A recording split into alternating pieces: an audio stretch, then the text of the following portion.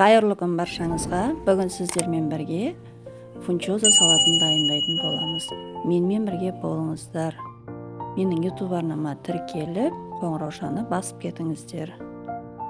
Ең алдыменен етімізді алып, ұзынша етіп турап аламыз. Менде сиыр еті, тұздалмаған. Дәл осылай көріп тұрғандай, ұзынша етіп турап аламыз еттерімізді.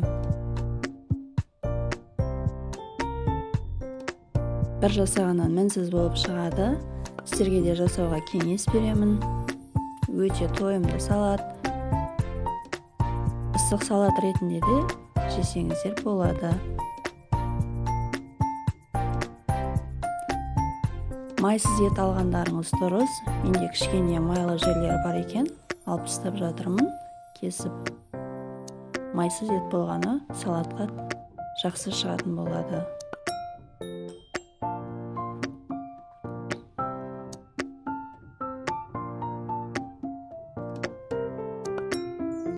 Және көкөністерімізді алдын ала дайындап қойдым. Бұрышымызды, тәтті, сәбізімізді, қиярымызды, помидор, чеснок және пиязымызды. Пиязымызды да шұқалап, ұзынша етіп турап аламыз. Дәл өздеріңіз көріп тұрғандай осылай турап аламыз. Қазанымызды отқа қойып, үстіне майымызды құйып, қыздырып, ең алдыменен етімізді саламыз. Етімізді салып, қуырып аламыз кішкене. Қақпағын жауып қойыңыздар. Міне дәл осылай. Суы тартылады өзінің. Міне осылай. Сол уақытта пияздарыңызды саласыздар. Пияздарыңыз сары түске енгенше тағы да қуырып алатын боламыз.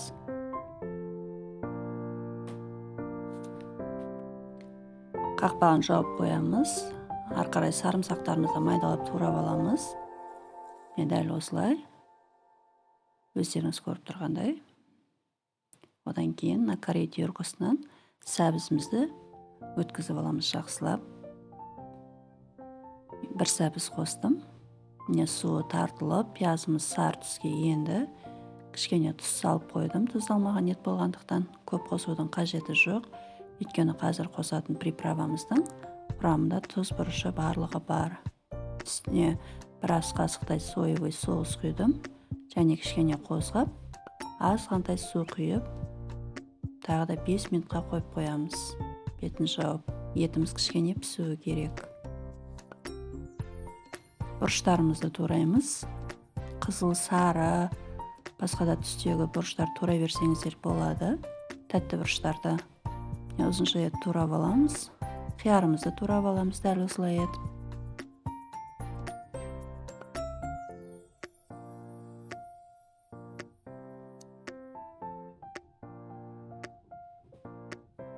Помидорларымызды да, қызанақтарымызды, яғни ортасынан бөліп, ұзынша етіп турап алдым.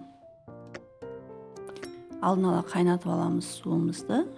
Осындай үлкен ыдысымызға фунчозамызды салып, лапшамызды үстінен батқанша құйып, қақпағын жауып, 10-15 минутқа қойып қоямыз. Ешқандай қайнатудың қажеті жоқ. Міне дайын болды. Дайын болған фунчозамызды мұздай сумен суын төгіп бір шайып алыңыздар. Міне дайын болған етіміз, сәбізіміздің барлығын, бұрыштарымыздың барлығын салып, үстіне қиярымыз бен қызанағымызды, аскөктерімізді саламыз. Және приправамызды қосып, жақсылап араластырамыз. Және осымен салатымыз дайын. Ас болсын сіздерге. Назарларыңызға көп рахмет. Ұнап жатса қазақша контентті қолдап, комментарий жазып кетіңіздер. Сау болыңыздар.